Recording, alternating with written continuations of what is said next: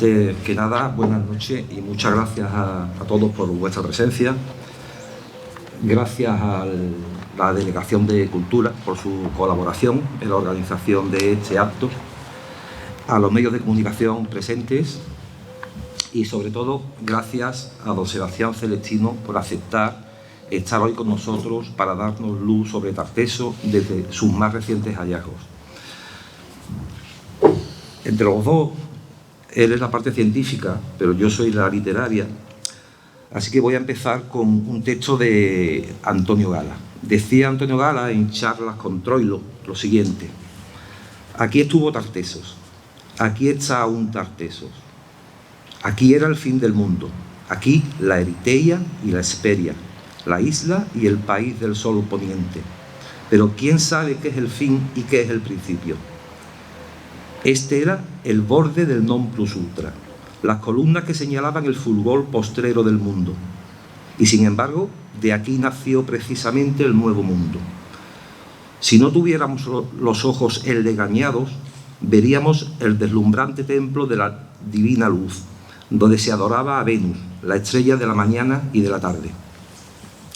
Pero no son las legañas de la desidia o el velo de la mirada anestesiada de los herederos de Tartesos lo que nos impide ver el templo del lucero, ese luciferifanum sanluqueño. Es también la ausencia de luz, esa luz del conocimiento que, en palabras de Antonio de Nebrija, citando a Virgilio, se abre paso entre las tinieblas y revela lo oculto en las profundidades de la tierra. Quizás tuviera algo que ver en esta obsesión de nuestro insigne humanista por descubrir la verdad enterrada sus continuas visitas adolescentes al solar de la antigua ciudad de Évora, allá por el año 1450. ¿Sería este, en sus propias palabras, el lugar donde solo a él se le mostró divinamente la vereda que había de seguir, ir a las fuentes? Pocos años después hallaría el maestro de Lebrija en Bolonia, traduciendo a los redescubiertos geógrafos de la antigüedad grecolatina el verdadero significado de sus hallazgos en la ribera del antiguo Golfo Tartésico. Así lo expuso ante los Reyes Católicos en 1486, cuando, en una breve muestra de apenas 8 páginas, dirigida a solicitar licencia para, cito, descubrir y sacar a la luz las antigüedades de España que hasta nuestros días han estado encubiertas, expresaba en su último párrafo: en esta isla que hacen los dos brazos del Guadalquivir, los autores que ahora decimos ponen a la costa el lugar que llaman de Muesteo, donde iban a demandar respuestas de los dioses en las cosas dudosas, y la torre de Capión, en una peña que bate la mar, edificada para faro, a la lumbre del cual los marineros de noche enderezan su viaje, y luego el templo del Lucero, que ahora es Sanlúcar, cuanto por conjeturas podemos entender, y desde allí a una legua, dentro a la tierra, la ciudad de Évora, las ruinas, rastros y señales de la cual yo vi y oí y reconocí muchas veces, y aún los de aquella tierra la llaman Évora el día de hoy. Sí, y también en el día de hoy, querido Antonio, la seguimos llamando igual, y aún más de 500 años después de tus palabras, seguimos desconociéndola. Literatura y ciencia, poesía y realidad, las dos caras de Tartesos. Como librero nos resultará excéntrico en esta presentación que pretenda reivindicar las denostadas fuentes literarias que dieron forma a Tartesos, ese primer Eldorado de Occidente, ese emporio oculto en el revés de la última frontera del mundo conocido, ese nuevo mundo nombrado en el Antiguo Testamento como sinónimo de riqueza y prosperidad. ¿Por qué no reivindicar el mito como parte inmaterial, sustancial de la esencia misma de Tartesos? ¿Qué sería de Troya sin la Ilíada, sino un montón de piedras sin sentido? Sin embargo, no es fácil hablar hoy, sin parecer ingenuo, ante la tiranía del materialismo imperante, de los reyes fundacionales de Tartesos, de Gerión, de la leyenda fundacional de Gárgoris y Avis, de Argantonio, el longevo rey legislador que unificó Tartesos. ¿Por qué ese empeño en denostar nuestra mitología tartésica? En los institutos se estudia el mito fundacional de Roma, la leyenda de Rómulo y Remo, los gemelos arrojados al Tíber en una cesta y amamantados por una loba. También el mito hebreo de Moisés, el niño echado al Nilo en una cesta, salvado por la hija del faraón, e incluso el mito fundacional persa de Ciro, amamantado por una perra. Sin embargo, ¿quién conoce el mito fundacional de Tarteso? La leyenda recogida por el historiador romano Pompeyo Trogo, que transcurre en nuestro propio suelo. ¿Por qué ese empeño en desvirtuar cuantos nuevos hallazgos se producen? ¿Por qué el Museo Arqueológico Nacional aún no ha realizado una exposición seria sobre el mundo tartésico? Quizás este clamoroso silencio tenga una explicación. Estas costas atlánticas del suroeste de la península ibérica comparten una historia común, vinculada al levante mediterráneo desde los albores del primer milenio antes de nuestra era. La cultura fenicia y púnica, presente durante casi todo ese primer milenio, han dejado una huella imborrable en nuestro ADN, en nuestra forma de ver el mundo, en nuestra religiosidad, en nuestro arte. Incluso en los siglos de dominación visigoda en la península, las costas andaluzas, estas costas nuestras, formaron parte del Imperio bizantino durante casi un siglo. Y poco tiempo después, mientras los reinos cristianos de Europa se sumían en la oscuridad de la Edad Media, nuestras costas volvían a formar parte del califato de Damasco y del mundo islámico durante otros 6 siglos, participando en sus avances científicos y tecnológicos y conservando los conocimientos de la antigüedad grecolatina perdidos en Occidente. No es esta la historia que se estudia en los institutos, pero esta es la historia del suroeste atlántico peninsular, una historia difícil de encajar en el relato lineal oficial de imperios que se suceden disputándose la misma piel de toro. Pero hoy queremos conocer la otra cara de Tarteso, su verdadera realidad a la luz de la ciencia, a través de las excavaciones y el estudio de sus restos materiales. La situación actual de los conocimientos sobre la existencia de Tarteso, su origen, su desarrollo, su verdadera esencia y las causas de su ocaso. Y para ello nos acompaña el que quizás sea su máximo especialista, el prestigioso arqueólogo que nos acompaña, don Sebastián Celestino. Sebastián Celestino es doctor en Historia por la Universidad Autónoma de Madrid. Ha sido profesor de prehistoria en las Universidades Complutense y Autónoma de Madrid. Dirige el Instituto de Arqueología del Consejo Superior de Investigaciones Científicas y actualmente es el investigador principal del proyecto Construyendo Tarteso. Entre 1986 y 2001 dirigió las excavaciones arqueológicas de Cancho Roano y actualmente codirige la de Casas del Turuñuelo, un yacimiento que no deja de depararnos sorpresas y que en los últimos meses, tras la aparición de los 5 rostros tartésicos, se ha dado a conocer en todo el mundo.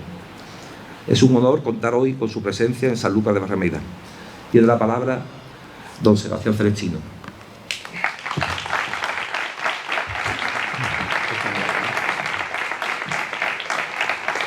Pues muy buenas tardes y muchas gracias por la presentación. Y para mí es un placer estar en Sanlúcar de Barrameda, por muchos motivos, ¿no? Primero porque, no ya que me guste el lugar, sino porque yo dirigí un proyecto hace 10 años en Doñana y recuerdo que cuando terminábamos de hacer nuestras prospecciones y demás, una de las cosas que más nos gustaba era coger el barco que cruzaba el Guadalquivir y nos veníamos a Sanlúcar. Entonces tengo unos recuerdos bastante buenos de la ciudad, del ambiente que había en la ciudad y bueno, ha sido un placer volver otra vez estar aquí, ¿no? Y esta vez vengo a presentar un libro, que es una de estas cosas que suelen pasar cada decenio, ¿no? Aproximadamente, porque nosotros los libros que solemos hacer son memorias de excavación, memorias arqueológicas, que es una literatura muy restringida, ¿no? A especialistas y evidentemente no se hacen presentaciones de este tipo de libros, no sé, entre colegas. Pero el libro que nosotros escribimos es un libro que se tardó bastante, empezamos en 2006 a elaborarlo, ¿no? Y terminamos en 2016, en 10 años. Lo hice con una colega y amiga, que es Carolina López Ruiz. Ella estaba en la Universidad de Ohio en ese momento. Y entonces, bueno, el libro fue un trasiego de ideas y de discusiones profundas, ¿no? Entre los dos, porque era muy difícil, porque cada uno que se siente aquí a presentar un libro sobre Tarteso va a decir una cosa distinta de Tarteso, ¿no? Eso es una de las cosas, lo que nosotros llamamos la empanada tartésica, ¿no? Cada uno dice lo que siente y lo que padece, ¿no? Pero Carolina y yo llegamos al acuerdo, ya habíamos escrito más cosas juntos, ¿no? de otro tipo de cosas, ¿no? Pero llegamos a la conclusión en un congreso que hicimos en Chicago de hacer un libro de Tartessos donde se unieran las dos corrientes que siempre ha habido. Ha habido la corriente filológica, que era la que capitaneaba, ¿no? o representaba un poco Schulten. Sabe que Schulten lo que quería era encontrar una ciudad, Tartessos, la quería encontrar además en Doñana, y además su ilusión era hacerlo, como decía antes Juan, pues como Schliemann, ¿no? Hacerlo con un libro en la mano, en este caso El periplo de Avieno, y demás. Bueno, él evidentemente no tuvo el éxito que tuvo Schliemann cuando encontró Troya, Micenas, Tirinto y demás, pero bueno, él lo intentó, ¿no? Pero siempre con la filología como punto de partida. Y luego hubo otros arqueólogos o aficionados, ¿no? que también intentaron hacer lo mismo, bien con Avieno, bien con Estrabón, bien con Trogo, bien, no sé, con Plinio, con muchísima gente, ¿no? Siempre era la obsesión de buscar una ciudad que fuera Tartessos. Y claro, fracasaron todos, ¿no? evidentemente. Y hubo un congreso en el año 69 o 68, lo que pasa es que se publicó luego un año después, en el 69, que fue un punto de inflexión en la arqueología. Fue un punto, lo dirigió el catedrático de arqueología de la Universidad de Barcelona, que era Juan Maluquer, y se llamaba Tartessos y sus problemas. O sea, que ya había problemas en el año 69, imagínense, ¿no? Y ahí fue cuando se decidió una ruptura total entre los filólogos y los arqueólogos. ¿Por qué? Porque los filólogos habían fracasado en todas sus búsquedas y los arqueólogos tenían en la mano, acababa de aparecer el tesoro del Carambolo hacía unos años, había aparecido, saben que son las excavaciones en Évora, en el cortijo de Évora, había aparecido el tesoro de Aliseda, y se decidió que la arqueología era la única que tenía capacidad para desentrañar un poco lo que era Tartessos. Y comenzaron a hacerse, no excavaciones en extensión, pero sí sondeos en varios lugares donde se sabía que había restos y que podían tener cierta importancia. Empezaron las excavaciones más en extensión del propio Carambolo, y la Universidad de Sevilla encabezó con el profesor Pellicer una serie de sondeos en Córdoba, en Sevilla, en Huelva, o sea, en varios sitios, para sacar estratigrafías, es decir, donde aparecían las cerámicas que se consideraban tartésicas a través del Carambolo, y a partir de ahí decir, bueno, pues si esta aparece aquí en el estrato tal y esto es del siglo V, y aquí me aparece en otro estrato también en Huelva, también del siglo V, entonces si me voy para abajo ya es el siglo VI, etc., ¿no? Es decir, se fue montando un poco la historia de Tartessos, ¿no? De una forma, ya digo, arqueológica. Pero es verdad que la filología tampoco era como para dejarla de lado, porque muchas veces es verdad que todo lo que nos dicen, los cuentan los griegos, pues hay que tenerlo siempre con pinzas por lógica, ¿no? Antes se mencionaba, ¿no?, que esto era el fin del mundo, es que eso lo olvidamos muchas veces, ¿no? Es decir, nosotros estamos en lo que para los griegos era el fin del mundo. Y los griegos tenían una técnica o táctica para que sus comerciantes llegaran a los lugares más remotos para captar los materiales que les faltaban. La plata era fundamental en este momento en el Mediterráneo porque era con el que se acuñaban monedas y era necesario. Ellos sabían que en el extremo de Occidente, lo sabían por los fenicios, había un lugar rico que era Tartessos. ¿Y qué hacen los griegos? Pues para que los comerciantes lleguen al extremo del mundo, lleno de peligros, sin conocer bien sus mares, con una singladura muy difícil, ¿no?, atravesando las columnas de Hércules, tenían que matar a los monstruos que habitaban en el lugar. ¿Y qué monstruos había? Bueno, pues Gerión era uno, que era un monstruo con 3 cuerpos, había que matar a la Gorgona Medusa, y para ello, ¿qué hacen? Bueno, pues envían a sus grandes héroes, a Hércules por un lado, a Perseo por otro, y en el mito griego, pues dicen, bueno, pues ya la Gorgona Medusa ya no está, Gerión tampoco, ya le hemos robado, Hércules ya le ha robado los bueyes, en fin, que estaba ya el camino expedito para que los comerciantes llegaran al extremo occidente.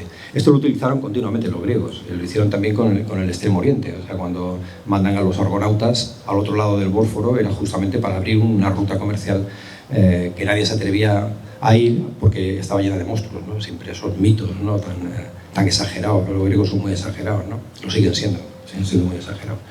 Entonces, bueno, Tartessos se convierte así en un lugar remoto, pero muy rico. Y cuando se habla de Tartessos, siempre hay una especie de dicotomía, ¿no?, entre los investigadores. Tartesos dura casi 500 años. O sea, la cultura tartésica está en el suroeste de la península ibérica casi 500 años. Es verdad que cuando se funda Tartesos o cuando se configura un poco la cultura tartésica, se limita exclusivamente a la costa. O sea, la costa donde estamos hoy, Huelva, Cádiz y poco más. Y un poquito el valle de Guadalquivir hacia lo que es la desembocadura prácticamente de Guadalquivir, hasta Sevilla, ¿no?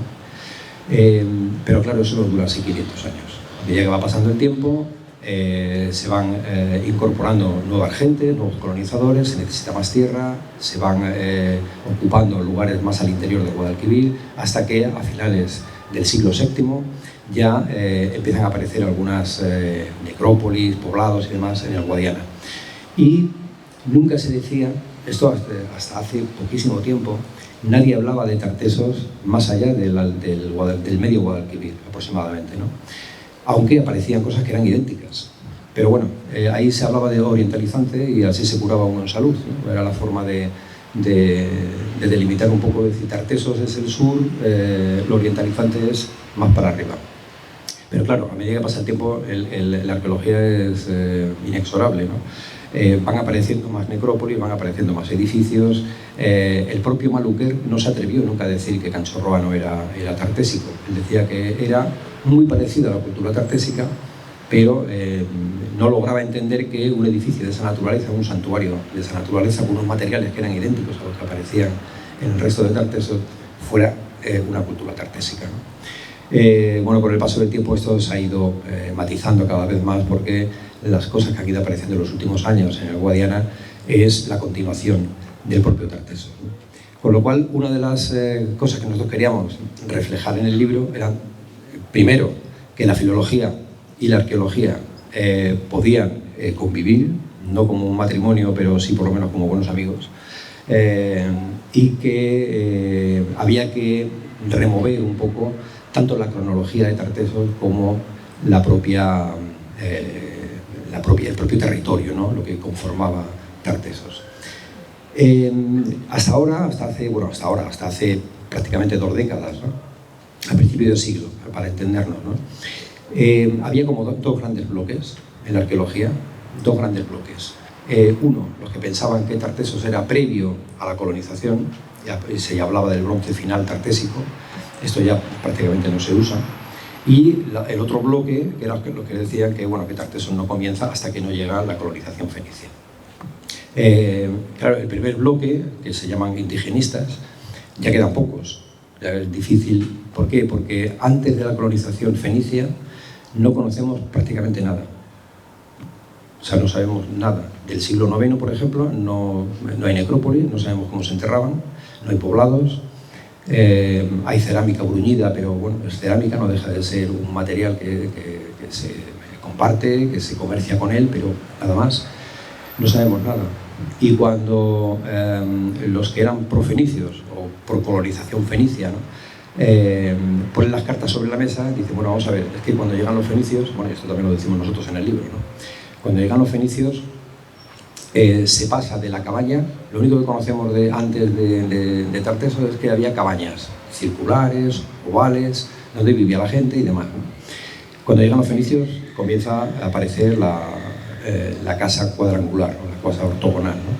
Es decir, ya se pueden hacer casas una detrás de otra, con medianeras en el centro, y esto va generando calles, es decir, comienza un poco el urbanismo, ¿no? Es un incipiente, pero no deja de ser urbanismo. Pero los fenicios además traen el torno, y a partir del torno se hacen cerámicas a torno, y eso quiere decir que se puede hacer de una forma industrial, se puede comerciar con ellas, se empiezan a hacer grandes contenedores, como las ánforas, por ejemplo, las olzas, las ollas, con lo cual se puede almacenar pues productos que antes no se utilizaban, ¿no? Los fenicios enseñan también a lo que es salar, ¿no? los atunes, que es una de las cosas más características del mundo fenicio. Traen la púrpura, pero traen cosas muy importantes. Nos traen la vid y el olivo, que revoluciona absolutamente la agricultura del momento, ¿no? Y que, bueno, va a ser hasta hoy en día, ¿no? Uno de los productos más característicos de todo el sur peninsular. Pero traen también legumbres.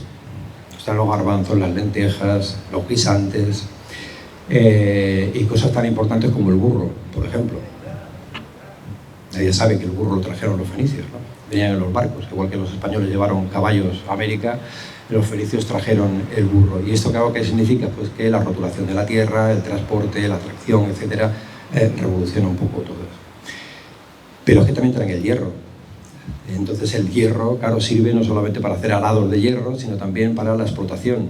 Lo más importante que tenía la economía tartésica en ese momento, que es la explotación minera, sobre todo de la zona de Alcoya, Río Tinto y demás. No es lo mismo explotarlo con instrumentos de cobre, como se hacía en ese momento, que hacerlo con hierro. Es decir, es otra de las cosas que revoluciona un poco toda la economía de la zona, ¿no? Y por último traemos más cosas, pero bueno, lo más característico quizás es el alfabeto. Introducen el alfabeto y esto quiere decir que se está haciendo un comercio, que se lleva una administración, ¿no? Se consigna todo, esto se comercia tantos productos y tal. ¿Cuál es el problema del tartésico? Pues que deriva del abecedario fenicio, pero como han pasado casi 500 años, pues la lengua, nosotros hoy hablamos todos español, seguramente porque tenemos la televisión, la radio y oímos el español continuamente y eso unifica a todos, ¿no? Si no existieran medios de comunicación, seguramente que los de Sanlúcar no se entenderían con los de Sevilla se entenderían difícilmente con los de Córdoba, porque cada uno, los dialectos se van profundizando, ¿no? Pero claro, nosotros tenemos ese punto de unión que no existía en ese momento, por eso se diversificaron las lenguas, como el latín se diversificó y apareció el francés, el portugués, el español, el rumano, etc. Así que esto, por eso no conocemos el tartésico. Y luego por otro problema, porque los fenicios, como todos los orientales, ¿no?, escribían sobre soportes de piedra o de cerámica, y aquí se hacía sobre cuero y madera, con lo cual es un material que desgraciadamente es perecedero y no ha llegado hasta nosotros. Así que bueno, eso es un poco la historia de por qué los fenicios tienen una importancia vital. Y nosotros lo decimos bastante en el libro para que quede constancia, hablamos de fenicios para que todo el mundo sepa que vinieron unos colonizadores de Oriente, que fundamentalmente venían de Tiro y son los fenicios. Pero los que colonizan toda esta zona, aparte de fenicios, son chipriotas, sículos o de Sicilia, de todas las partes del Mediterráneo. O sea, cuando llegan los fenicios aquí, no vienen ellos solos, van recogiendo gente que quiere probar en un nuevo mundo, ¿no? Esto es como los americanos, cuando llegan los ingleses a Estados Unidos, los barcos están fletados por el Reino de Inglaterra, pero en esos barcos van holandeses, alemanes, irlandeses, van de todo, ¿no? Hay un sitio que abre una nueva visión económica, ¿no? Y la gente, bueno, pues se apunta, ¿no? Hay gente que es muy arrojada y, bueno, pues es un nuevo mundo, van a colonizar un nuevo mundo. Y así es como nace un poco Tarteso, ¿no? Cuando llega esta gente, necesitan muchas cosas. Por ejemplo, al explotar las minas, nosotros también insistimos mucho en el libro, ¿no?, lo importante que es crear un poblado minero. Pero ese poblado minero hay que darle de comer, por lo tanto la agricultura se desarrolla mucho más, ¿no? Y hay que hacer puertos porque todo ese material, todo ese metal hay que sacarlo fuera, hay que comercializarlo en el Mediterráneo, hay que hacer puertos, hay que hacer barcos, hay que talar árboles, es decir, se necesita una ingente cantidad de población para poder explotar todo ello. Y es como se empieza a configurar lo que sería Tarteso. Además se necesitan artesanos, que son los que venden cosas, porque cada vez habrá gente, como en todas partes y en todas las etapas de la historia, ¿no?, gente que se enriquece con ese comercio, gente que se enriquece menos, pero necesitan un artesanado de esos productos que pueda abastecer a esa gente, ¿no? Todo esto, ¿cómo se consigue? Con mano de obra, claro. ¿De dónde se saca la mano de obra? Si sabemos que antes de la colonización aquí prácticamente no había casi nada. Es decir, ya lo hemos dicho antes, ¿no?, en la Edad del Bronce, la etapa anterior, no conocemos prácticamente nada, estaba casi deshabitado. Incluso hay algunos investigadores que piensan que habría habido alguna especie de cataclismo, pandemia, algo que acabó con la población, ¿no? Pero empiezan a aparecer gente. ¿Y de dónde viene esa gente, no? Entonces sabemos que hay movimientos, por ejemplo, en toda la fachada atlántica, que vienen hacia el sur. Igual que hay gente que viene de la zona del Guadiana, que seguramente también vienen hacia el sur. ¿El régimen de esclavitud? Pues no lo sabemos, eso ya es más difícil de verlo, ¿no? Pero hay unos monumentos, que yo no sé si ustedes conocen, que se llaman las estelas de Guerrero, que aparecen, primero aparecen en Portugal, las más antiguas, luego en el Valle del Tajo, que ya empiezan a tener algún espejo, algún peine, luego en el Guadiana, que es el 50% de ellas, que ya empiezan a tener elementos que vienen del Mediterráneo, ¿no? Desde cuchillas de aceitar, o sea, navajas de aceitar, instrumentos musicales, es decir, ya empiezan a representarse no tanto con las armas van en detrimento un poco de lo que son los adornos personales, ¿no? Y por último, en la fase más avanzada, empiezan a aparecer ya en el Guadalquivir, bueno, hasta prácticamente la provincia de Cádiz, ¿no? Esa gente seguramente es la que tiene la capacidad de hacer de intermediarios entre los productos que le interesan a los fenicios, a los griegos y a los demás, a poder abastecer de ellos, ¿no? Esto es un proceso colonial que se ha repetido hasta el siglo XIX prácticamente, ¿no? Es decir, los fenicios no van a ir hacia el interior sin conocer ese territorio a por esos productos. Lo que utilizan es a los indígenas que están allí para que hagan de intermediarios. Y seguramente esta gente de las estelas son esos intermediarios. ¿Y qué buscan? ¿Qué es lo que quieren, no?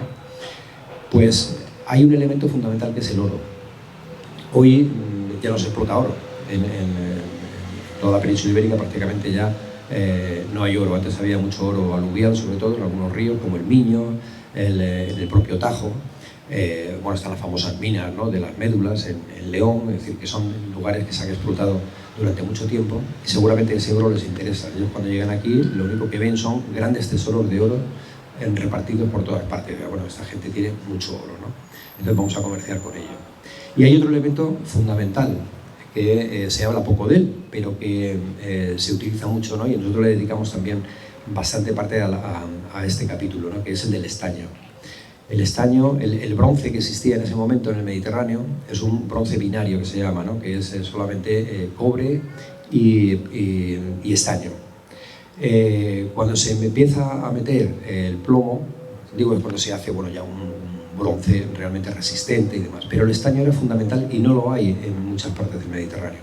Cobre sí, cobre lo hay en Chipre, de donde viene su nombre, pero no hay estaño.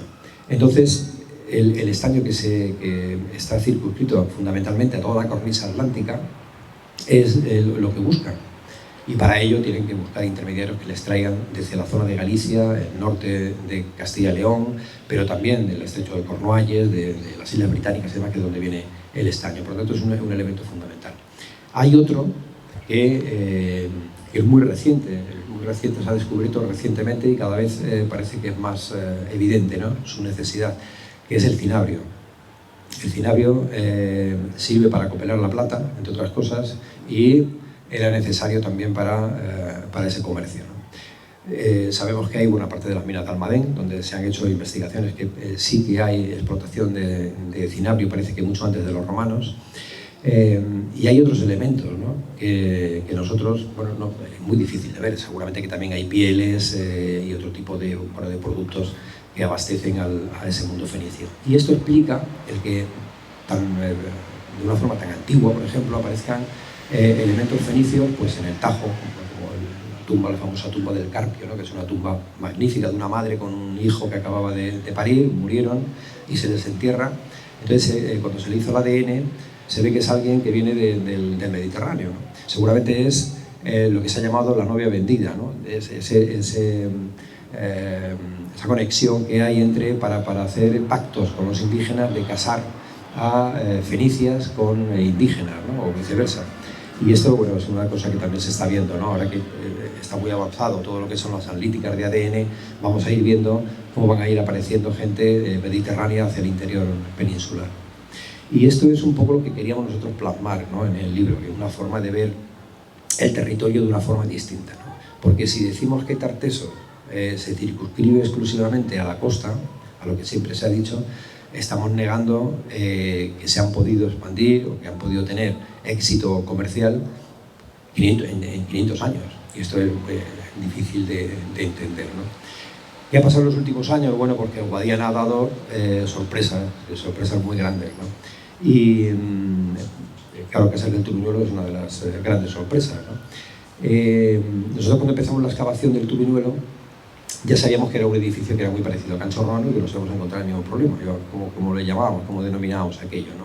Si tartésico, si orientalizante, y qué no. Pero claro, a medida que ha ido pasando el tiempo, se ha visto que es un edificio de una complejidad enorme, de una riqueza extraordinaria, donde la mayor parte de los elementos que tiene vienen todos del Mediterráneo y solamente pueden venir a través de Tartesos, no pueden venir de otro lugar, ¿no? Y por lo tanto conforman lo que sería la zona tartésica. Aquí lo que pasa es que el proceso es al contrario. Es decir, me imagino que han oído hablar de la famosa crisis del Sexto, en el libro dedicamos bastante, ¿no? Hay una crisis en el siglo VI que se puede deber a distintas causas, ¿no? Una es la política, o sea, los asirios invaden Tiro y por lo tanto los fenicios tienen que salir de Tiro, se funda Cartago toma potencia y en el extremo occidente fundan Cádiz. Bueno, ya estaba fundada Cádiz, pero lo que hacen es potenciarla, ¿no? Es el momento de Cádiz, a partir del siglo VI. Pero hay también otras causas, las causas comerciales. Ya no se necesita la plata, porque se han descubierto las enormes minas de Laurión que están al lado de Atenas, ¿no? Y a partir de ahí ya la plata de Tartesos pues no es tan interesante porque comercialmente es mucho más gravosa que la plata que tienen allí los propios griegos, ¿no? Esto son una serie de circunstancias que van haciendo que poco a poco vaya decayendo Tartesos y se crea esa famosa crisis del siglo VI que paradójicamente es a partir del siglo VI cuando surge, bueno, no surge, porque surge antes, pero cuando eclosiona un poco el Guadiana. Y toma un poco el relevo de la cultura tartésica y el Guadiana se desarrolla de una forma realmente espectacular, ¿no? Como estamos viendo en los últimos años. Y bueno, esto es algo que no se conocía. Y por lo tanto, cuando hicimos el libro, uno de los objetivos era... teníamos dos objetivos. Uno, mostrar que es lo último que había pasado en Tartesos. Yo ya había escrito 2 libros de Tartesos que se habían quedado totalmente obsoletos, los dos. Bueno, y este se quedará obsoleto seguramente dentro de unos años también, está así. Pero queríamos demostrar primero esto, ¿no? Y luego la segundo que queríamos demostrar, el objetivo fundamental era publicarlo, porque siempre se habla mucho de Tartesos, hay muchísimos libros. No solamente hay libros, hay novelas, hay composiciones musicales, hay cómics, hay de todo, ¿no? Pero sin embargo no tiene ninguna repercusión, o no tenía ninguna repercusión en el extranjero. No había ningún libro sobre Tartesos fuera de España. Y cuando salíamos fuera a los congresos y demás, siempre decíamos, bueno, eso de Tartesos, ¿qué es? Porque claro, como todo está publicado en español, pues evidentemente alguien de fuera no lo lee o no se interesa por ello de la misma forma. Entonces uno de los objetivos era publicar el libro en inglés. Lo publicamos en Oxford, en la Universidad de Oxford, que es una edición de 2016 y bueno, tuvo bastante éxito, la verdad. Y al final, bueno, fue la editorial Almuzara la que dijo, bueno, pues lo traducimos al español y lo hizo en 2020. Con una cosa a favor, y era que desde 2016 no sabíamos prácticamente, nosotros entregamos el libro en 2015, que fue cuando empezaron las excavaciones del Turuñuelo, con lo cual no se hablaba para nada de toda esta zona, se hablaba del Guadiana, de la importancia que tenía el Guadiana en Tartesos, pero no se incidía mucho en ello, ¿no? Sin embargo, con la edición, cuando se hace la traducción, dedicamos un capítulo nuevo, que es el que aparece en el libro, ya dedicado más al Guadiana y ya con los primeros resultados del Turuñuelo y bueno, pues la hecatombe, lo más importante del Turuñuelo. Todo el mundo le llama la atención algo, ¿no? A nosotros lo que más nos llama la atención no son ni las caras, que nos llama muchísimo la atención, ni la hecatombe, que también nos llama muchísimo la atención, sino son las técnicas constructivas, ¿no? Del edificio. Es un edificio que conserva las 2 plantas. Esto es algo inaudito en todo el Mediterráneo, ¿no? Tener 2 plantas donde uno puede caminar y que están unidas por una monumental escalera, la verdad es que es magnífico, ¿no? Esto ya digo que no se conoce en todo el Mediterráneo y es un poco lo que ha dado la voz del alarma sobre las técnicas constructivas que existían en Tartesos, porque no tenemos que olvidar, esas escaleras están hechas de un mortero de cal. Y nosotros pensábamos que el mortero de cal, siempre, o sea, lo hemos estudiado así, no llega hasta que no llegan los romanos 300 años después. Y sin embargo, pues 300 años antes ya se estaba elaborando con ello. También pensábamos que las tirantas entre muros para que no se cayeran y se sostuvieran, que era también una técnica que venía de Roma, y sin embargo en el Turuñuelo hemos visto que no, que ya existía, ¿no? ¿Y por qué en el Guadiana sí y por qué en el Guadalquivir, por ejemplo, no? Pues muy sencillo, porque desgraciadamente la riqueza tartésica de aquí está debajo de las ciudades. Sin embargo, la riqueza tartésica del Guadiana está en el medio rural. Es decir, no ha sido tocado y se conservan magníficamente. Se conserva magníficamente Cachorroano, se conserva magníficamente el Turuñuelo, mucho mejor todavía, pero es que hay 13 túmulos más igual que el Turuñuelo. Es decir, que cuando pase el tiempo, la sorpresa, ¿no?, y la información que nos van a dar va a ser estupenda. ¿Qué pasa, sin embargo, aquí, ¿no? Por ejemplo, Huelva, que es, digamos, la ciudad tartésica por antonomasia, ¿no?, porque es el puerto que une el Atlántico con la bahía de Cádiz, ¿no?, y la salida de los productos. La propia Cádiz, ¿no?, Sanlúcar, que tienen dos yacimientos magníficos, desgraciadamente olvidados, ¿no?, o un poco dejados ahí, pero bueno. Pero la Algaida, por ejemplo, o esta mañana que hemos estado paseando, viendo el Cortijo de Évora, no hay nada encima. Es decir, esos sí que son sitios donde se puede ver perfectamente cómo era un asentamiento tartésico, ¿no? Perfectamente. ¿Por qué? Porque nos empeñamos en Huelva. Pues Huelva es muy rica y de hecho lo que va apareciendo es bastante rico. Pero claro, está la ciudad moderna. Debajo están los restos de las ciudades que se ha ido remodelando en época medieval. Debajo está la romana. Cuando quiere llegar uno a los niveles tartésicos están destrozados, ¿no? Lo mismo pasa en Sevilla, lo mismo pasa en Cádiz. Es decir, que es muy difícil recuperar así un urbanismo.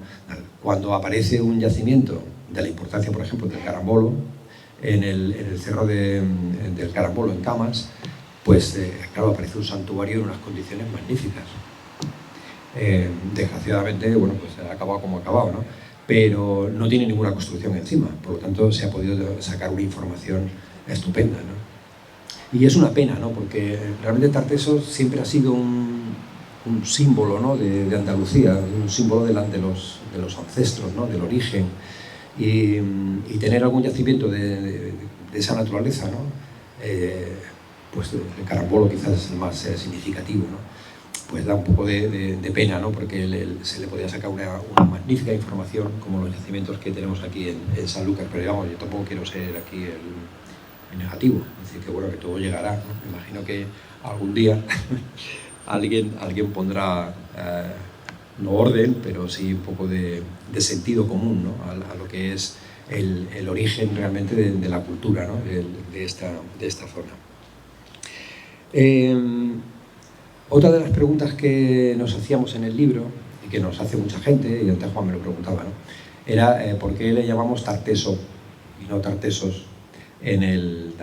Y yo decía que, bueno, en 2011 hubo un congreso internacional sobre Tartesos en Huelva y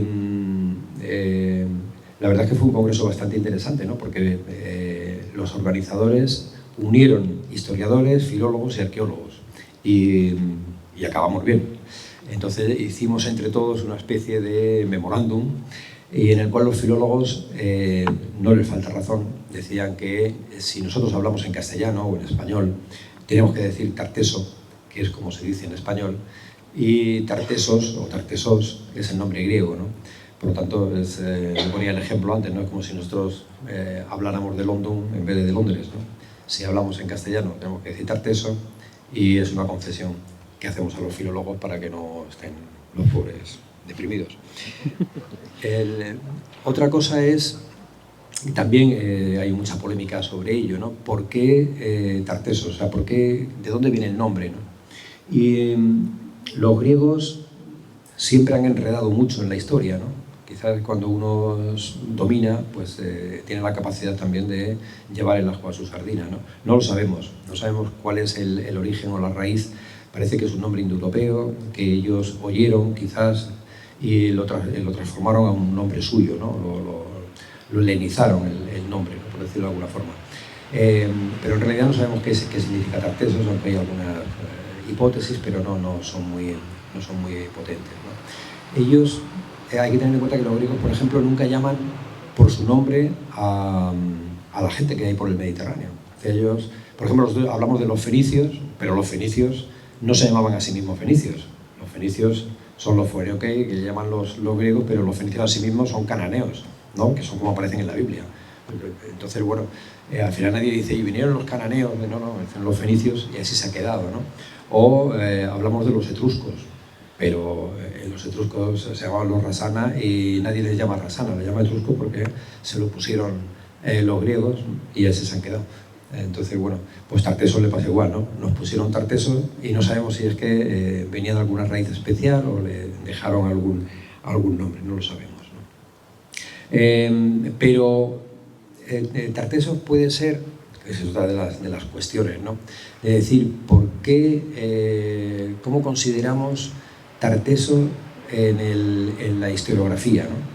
¿Cómo podemos verlo? ¿Por qué le llamamos así? ¿Y cómo nos entendemos? ¿Todo Tarteso es igual? ¿Es homogéneo? No, para nada. O sea, no se parece en nada la cultura tartésica, o lo que conocemos de la cultura tartésica de Cádiz, y de Cádiz me refiero desde Sanlúcar hasta el propio Cádiz, a la de Huelva, ni a la de Sevilla, ni a la de Guadiana. Tienen algo en común, es que los ritos funerarios, por ejemplo, son idénticos. Eso quiere decir que es una cultura potente, porque una de las cosas más difíciles de cambiar de una cultura es el rito funerario. Es decir, mañana viene alguien y no te cambian de pronto, a la mañana todos a inhumarse, ¿no? O mañana todos a incinerarse, ¿no? Esto es muy difícil, ¿no?, de cambiar ese tipo de ritual. Sin embargo, hay algo en común en todos ellos, pero cada uno tiene sus particularidades, sus personalidades, y es lógico, ¿no? Son territorios muy distintos y las comunicaciones entre ellos no son tan fluidas como hoy y por lo tanto cada cultura va tirando hacia un lado y tiene su propia personalidad. Cuando le llamamos Tarteso, nosotros lo que hacemos es una construcción, para que nos entendamos. Es decir, Tarteso no es nada en sí si nosotros no lo construimos. No sé si me he explicado bien. Lo que quiero decir con esto es que nosotros utilizamos la palabra Tarteso ¿para qué? Para que la gente piense que si yo digo Tarteso quiere decir que me estoy refiriendo a una cultura que se desarrolla en el suroeste de la península ibérica, así grosso modo, entre el siglo VIII y el siglo V, que es cuando desaparece. Y ya está. Y luego a partir de ahí, es verdad que en unos sitios se desarrolla de una forma, en otros de otra, pero todos tienen en común algo, ¿no? La religión, los ritos funerarios, la forma de construir, etc., ¿no? Y luego cada uno tiene su propia idiosincrasia, como es normal. Y luego, por ejemplo, cuando a partir del siglo VI empiezan a aparecer epigrafía en algunas piedras, ¿no?, pues no es lo mismo la epigrafía que aparece, el signario es igual, o sea, el alfabeto es igual, pero no es lo mismo lo que pone o los signos que aparecen en el Guadiana con los que aparecen en Portugal, con los que aparecen en Sevilla o los que aparecen en tal. Es decir, cada uno va derivando a un idioma distinto, que es lo que decía al principio, ¿no? Esos son un poco lo que queríamos decir con ello, ¿no? Por lo tanto, ya digo que es una construcción. Cuando hay muchas construcciones, digamos, ¿por qué le llamamos Tarteso? Por ejemplo, ¿por qué le llamamos a la cultura griega, a la cultura cretense? Nadie dice cultura cretense, dice cultura minoica, ¿no? Nosotros lo estudiamos así. ¿Y por qué minoica?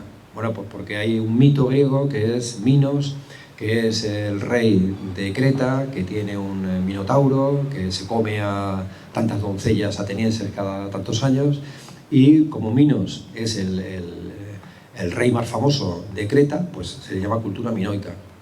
Pero Minos no existió, es un mito, ¿no?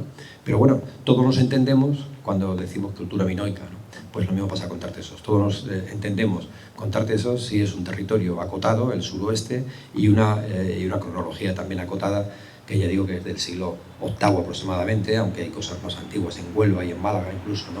Pero bueno, más o menos desde el siglo VIII hasta el siglo V, que desaparece ya por completo en el Guadiana, es el último sitio. ¿Qué le pasó a Tarteso con esta crisis que decimos? Pues que se quedó frustrado.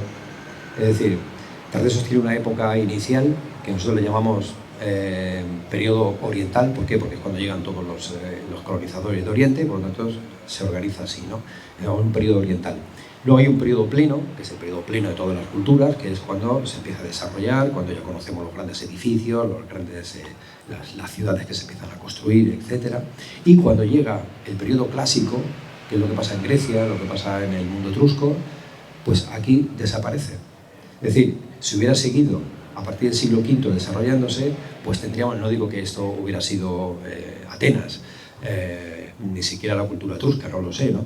Pero es verdad que se frustró y no siguió, ¿no? Por lo tanto, es una cultura frustrada completamente, ¿no? No sabemos qué hubiera sido si hubiera seguido desarrollándose en el siglo IV o en el siglo III, porque llegaríamos que sería paralelo al helenismo y al esplendor del mundo clásico griego, ¿no? Pero ya digo que no llegamos a verlo. Por lo tanto, es una cultura que desgraciadamente se truncó y ahí acabó, ¿no? En ese siglo V o principios del IV como mucho, donde ya no tiene tanta importancia lo fenicio, lo que empieza a tener muchísima importancia es lo griego, ¿no? Empiezan los griegos a llegar a través de la costa mediterránea, a través del Levante, y en los sitios de Alicante, Málaga, ¿no? Entre Alicante y Málaga, bueno, todo el comercio griego que entra por allí, y es el que penetra tanto hacia el sur como hacia el interior, hacia el Guadiana. Por eso aparecen cosas realmente que son extraordinarias, ¿no? Como por ejemplo la escultura, en el Tubinolo pues aparece una escultura de mármol, ¿verdad? Solamente los pies,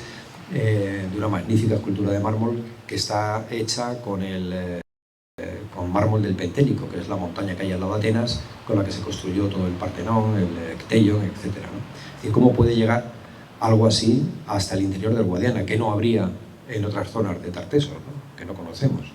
Es decir, que era una zona rica, bastante rica, pero que desgraciadamente, ya digo, frustró su desarrollo y bueno, no conocemos mucho más. Y esto era un poco el resumen de lo que contamos en el libro.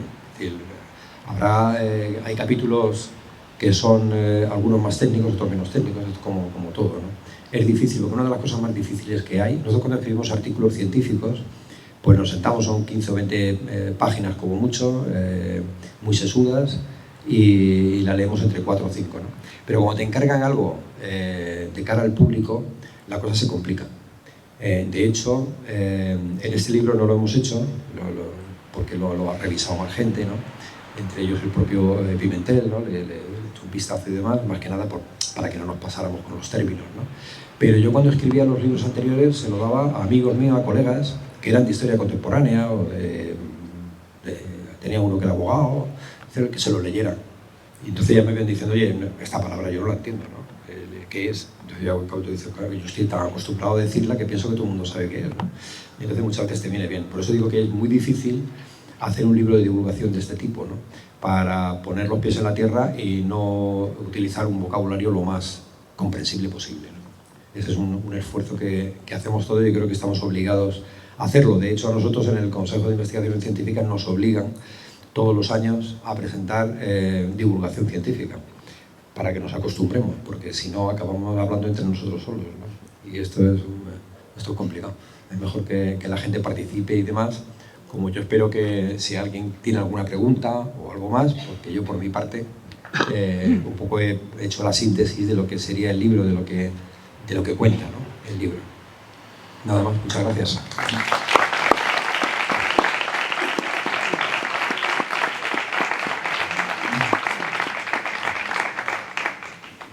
Sí. Si alguien quiere preguntar algo. Sí, bueno, se conoce muy bien.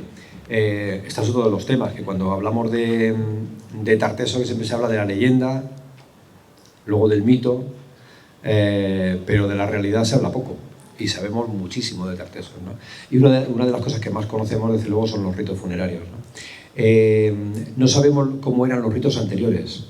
Yo decía que no hay enterramientos de época anterior. De hecho, se ha pensado muchas veces que antes de que llegaran los fenicios, seguramente los cuerpos eran echados a los ríos, ¿no? Porque aparecen muchas armas en los ríos y bueno, parece ser que es más que nada siguiendo un poco la tradición atlántica, ¿no? De lanzar los muertos al agua, ¿no? Pero vamos, no tenemos pruebas de ello. Pero sí es verdad que nada más llegar los fenicios, cuando se asientan, las primeras tumbas son las que duran prácticamente 500 años, que es la incineración.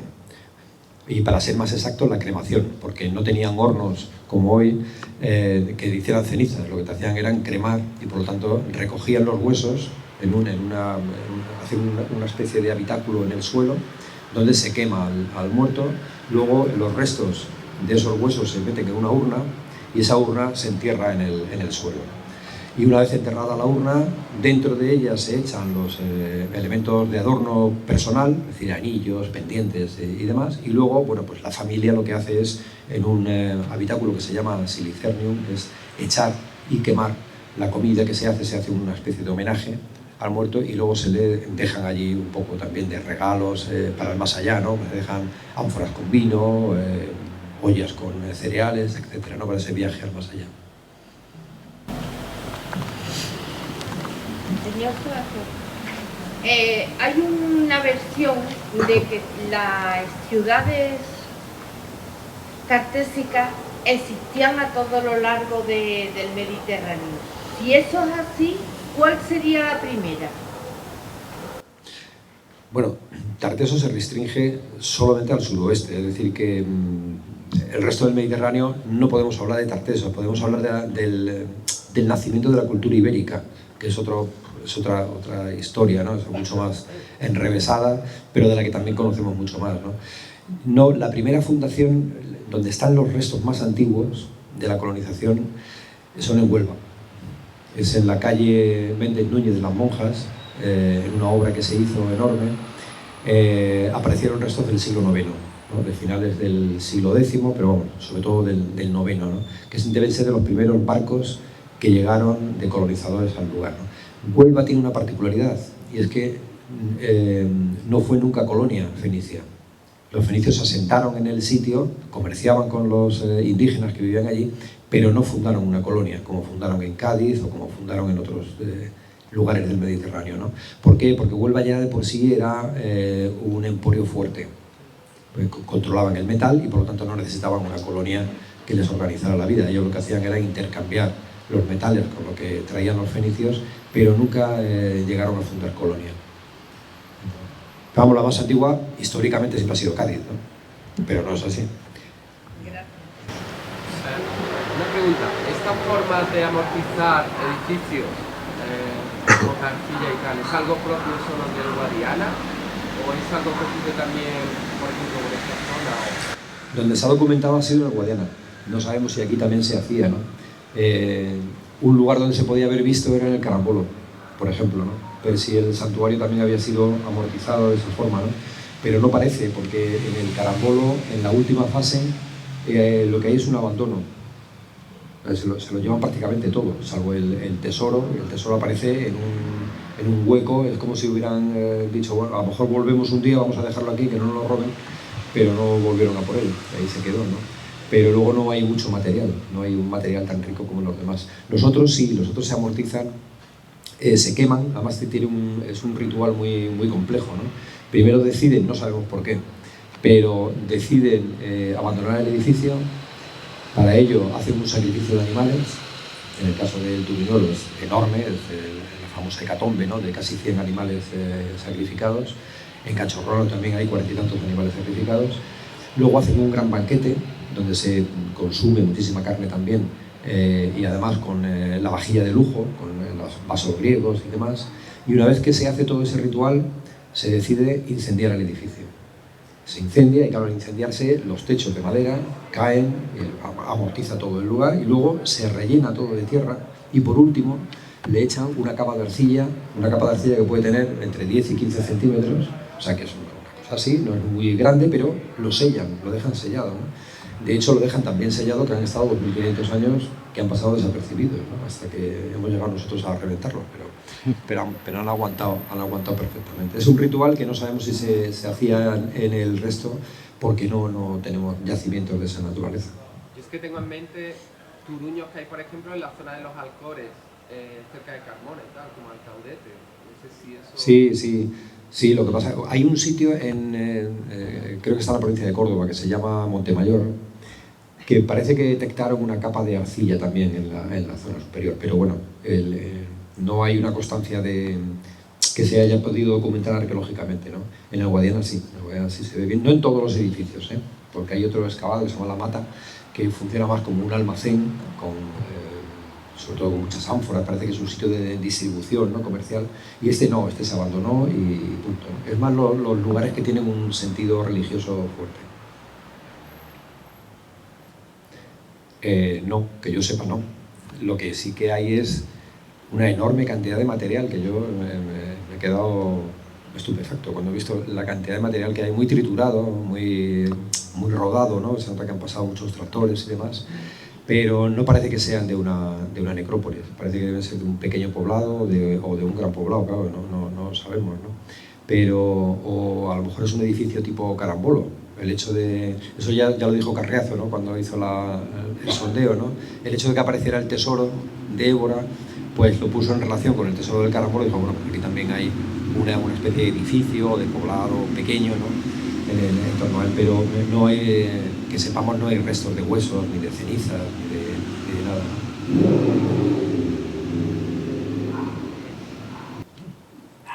Vamos a ver, es que lo de las escuelas deja mucha marca, ¿no? Si uno habla con la escuela sevillana, pues dirá que Tarteso está... ¿Perdón? Sí, muy buen amigo además, ¿no? Pero claro, esto es muy complicado. Yo creo que centrar en uno de los sitios donde está la capitalidad de Tartesos y demás es muy difícil, ¿no? Por eso decía antes que hay sitios que son muy importantes. Sevilla es uno, Coria, pero Coria es un santuario. O sea, Coria no es un poblado, ¿no? Es un santuario también, ¿no? Además tiene un altar en forma de piel de toro, que es el típico tartésico que aparece en muchos lugares, ¿no? De hecho, en el Turuñuelo también hay uno con esta forma, en Cachorro también, en Montemolín, o sea, hay muchos lugares con este tipo de altares, ¿no? Yo creo que Tarteso no está en ningún sitio en especial, ¿no? A lo mejor alguna de las ciudades tiene mayor importancia y canaliza un poco las demás, ¿no? A partir del siglo VI es Cádiz, realmente es Cádiz, pero por la expulsión de los propios fenicios de Tiro, que se instalan en Cartago, y Cartago, que es la gran potencia del Mediterráneo en ese momento, lo que hace es poner grandes colonias en puntos estratégicos, una en Sicilia, que es Tarros, otra en el Cerdeña, otra en la península ibérica, que es Cádiz, ¿no?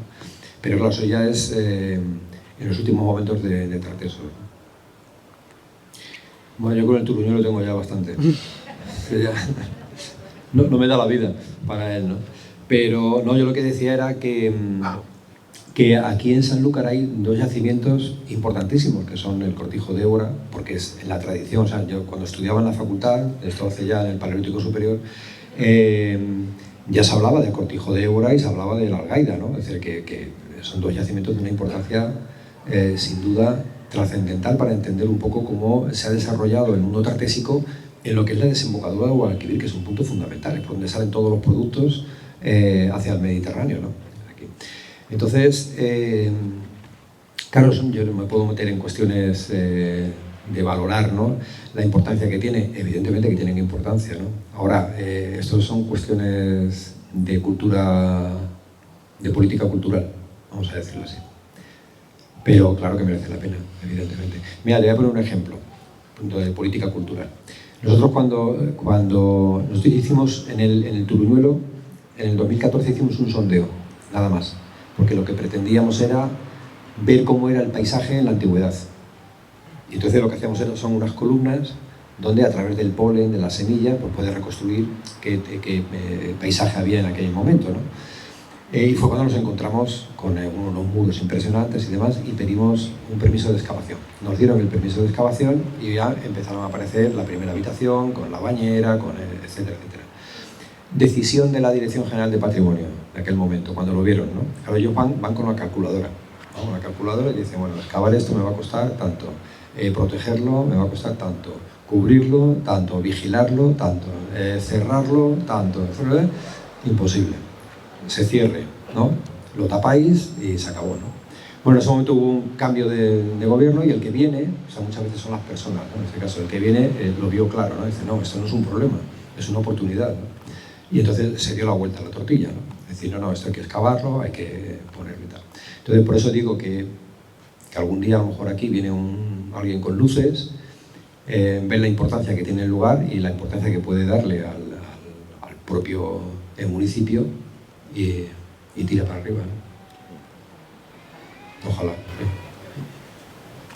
Buenas, era hablando del tema de uno de los puntos de su libro, el de la precolonización, que tanto se ha hablado y hay ahí como un tema polémico. Podría ser, aunque esto ya es muy especulativo, pero está apoyado también por la arqueología, que la zona tanto no de Doñana, pero sí la zona cercana a Matalascaña, hubo yacimiento y además presencia muy importante de neandertales, que eran personas que sabían utilizar ya no solo la pesca y que ya se sabe que tenían un un pensamiento simbólico, sino que también tenían, digamos, dotes de navegación, que también se ha demostrado que Creta fue poblada por gente neandertal que tuvieron que ir sí o sí en barco. Entonces puede ser que, aparte de los eubeos o de los chipriotas, la gente del Mediterráneo Oriental supieran de un pasado porque ya habían navegado, ya habían contactado con gente del Occidente. Bueno, una pregunta así un poco... Sí, sí. Tiene lógica, claro. Date cuenta que el hombre, todos venimos de África, ¿no? Y ya hace 1 millón de años, o 800.000 años, atraviesan el estrecho para llegar a la península ibérica, ¿no? Algo que era impensable también hace 20 años, que siempre pensábamos que el hombre pasa por el pequeño istmo que hay por Asia, ¿no? Y desde allí, de África a Asia, y por allí entra en Europa. Ahora vemos que a través de Atapuerca no es así, ¿no? Mucho más antiguo lo que hay en Atapuerca que lo que hay en el resto de Asia, ¿no? Por lo tanto, claro que puede haber navegaciones que lleguen y demás. Lo que no hay son poblaciones, o sea, lo que no hay es un asentamiento que digamos... esta mañana hablábamos, por ejemplo, hay periodos de la historia que son muy curiosos. Uno es el Neolítico. O sea, en el Neolítico no sabemos qué pasa, pero la península ibérica se llena completamente, ¿no? Hay Neolítico por todas partes. Hay dólmenes, ¿sabes? Pero por todas partes, ¿no? Y de pronto llega la Edad del Bronce y desaparece todo, ¿eh? Entonces, claro, ahora es más fácil investigar, sobre todo a través de la genética, ¿no? La arqueogenética que le llaman, ¿no? Hay un libro magnífico de Krauser, de Johannes Krauser, que se llama El viaje de nuestros genes, que hoy también lo comentábamos, ¿no? Y que justamente habla de eso, ¿no? De cómo los movimientos que ha habido desde el Paleolítico son constantes, ¿no? ¿Por qué? Porque llega un momento de una glaciación, claro, la gente se tiene que ir, entonces el que vive en Dinamarca se va a Alemania, el que vive en Alemania le empuja el danés, el alemán empuja al que estaba en Francia, ¿no? Es decir, que ese movimiento es constante, siempre ha sido así.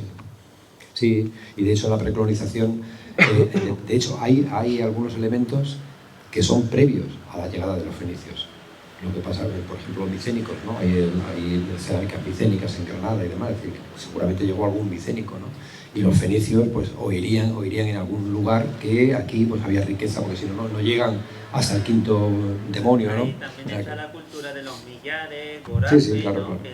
Que eran anteriores que vienen de Oriente. acceso, ¿no? Efectivamente. Bueno, aunque puedo dar fe de que este hombre tiene una energía sin límite, creo que ha llegado el momento de poner el punto y final. Ha sido un placer tenerte aquí, conocerte, Sebastián. Muchas gracias y muchas gracias a todos ustedes. Gracias.